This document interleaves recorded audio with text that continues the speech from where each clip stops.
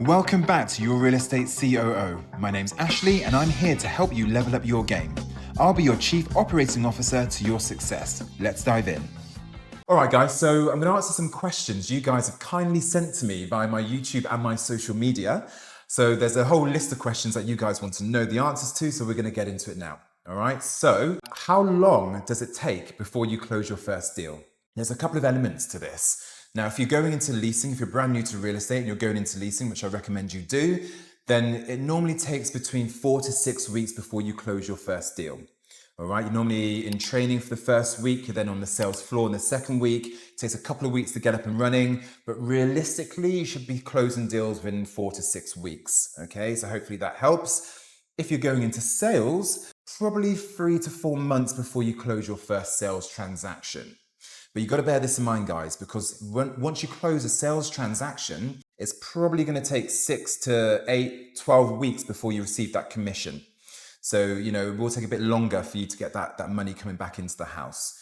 Leasing, you close a deal, you get paid that month. Sales, it takes a bit longer. The process is a lot longer, so bear that in mind. What's better to do, villas or apartments?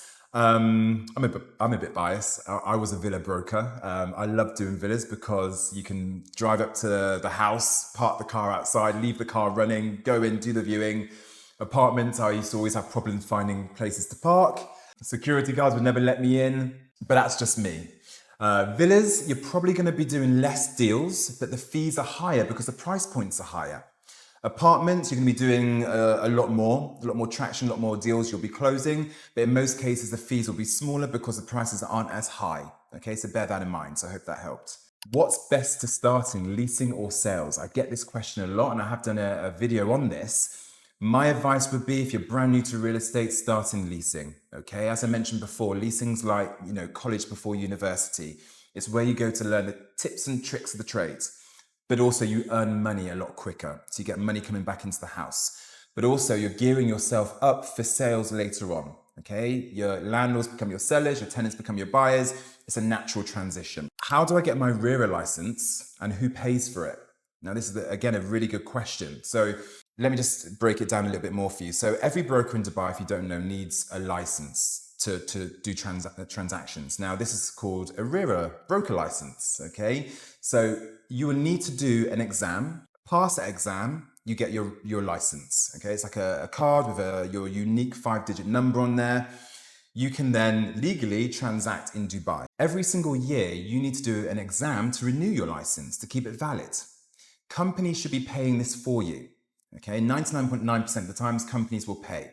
If you're being asked to pay for your RERA license, red flag, all right? So I would definitely say companies should always pay for your RERA license. How does the visa work? And do I get my visa upon arrival? You will get a visa upon arrival, but it's normally like a visit visa, like a tourist visa that you will get. Once you've started your real estate job, your company will then be your sponsor. They will supply you with a visa. In most cases, you're going to have to wait maybe a few weeks before they process that visa. Every company has different processes. But your company should process your visa normally within 2 to 4 weeks of you joining the company, okay? So that's a legal necessity. Companies must supply you with a visa and be your sponsor. What's the career progression like? And is there a progression plan? Now, again, it depends company by company. In our company, there's a clear progression plan. In most cases, everyone starts off in leasing with no experience. You can go to senior leasing, sales, senior sales, team leader, sales manager. So there's a whole plan laid out for you. And to get to each level, you must achieve certain aspects of the job. All right. So if you go into a company, definitely ask them what their career progression plan is and how that can benefit you if that's what you want to do and you want to maximize your career potential. Oh, good one. All right. So I'm in my 40s. Is it too late for me to start a career in real estate? I'm in my 40s. Yes, I've been doing real estate for 21 years altogether, but I don't think there's any really a bad time. I also think if you're in your 40s, that's actually a good thing because you've got life experience. All right. If you are going into real estate, especially when you go into sales, who is your buyer going to want to see? A 21-year-old, probably not many or much life experience, or somebody in their 40s who's probably bought and sold, has got a family, has life experience, probably going to connect more with that person. So I don't think there's any bad time to start real estate. If you're in your 40s, even better.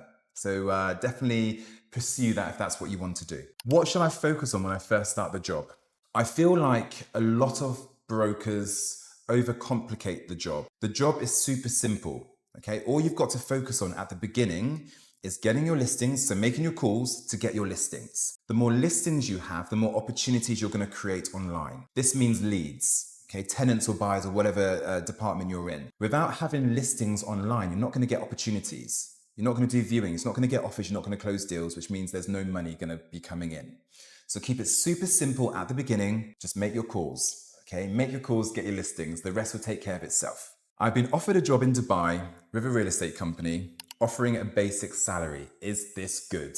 Really depends on the company. Now, for me, it's pretty much the norm that companies in Dubai, especially real estate companies in Dubai, don't offer a basic salary. The reason being is that you get between 50 and 70% commission in your pocket. Companies normally that are offering a basic salary, they're the ones that are they're new in the industry, they're trying to entice brokers to come and work for them. But what normally tends to happen is they give you a basic salary, which is normally 3,000 to 5,000 dirhams. They normally give you a reduced commission. So in most cases, the industry norm is 50%. They normally reduce that down to 15 or 20% per deal. But also, that basic salary doesn't normally last very long. So if you have been offered a job with a basic salary, find out what the terms of the contract is. How long does that basic salary last for?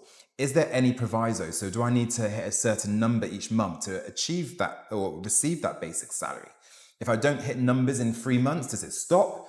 There's so many questions that you need to ask to understand where that leaves you. Okay, super important.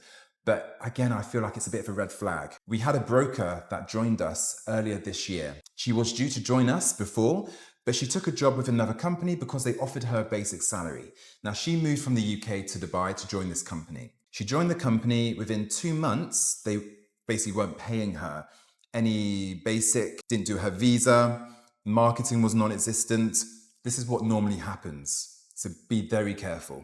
What tools can help me with understanding the real estate market? For me, it's very simple. We provide our brokers with all the tools. They can go to Property Finder, Bayut to Bizzle for listings that are online so they can see what's actually on the market at the minute. But if they want to understand the Dubai real estate market and the transaction information, we give them a portal called Property Monitor. Property Monitor has all the information of the recent transactions in Dubai. You can search month by month, year on year, quarter on quarter, and you can get an idea of what your market is doing, what your community is doing. So my advice would always be to brokers, if they're working for a company, they have Property Monitor, use this tool because you'll be able to educate yourself on what your market's doing, what prices are doing, what transaction numbers are doing. So you'll know where to focus your time and energy, all right? So that's all the questions that I got asked. So hopefully that helped.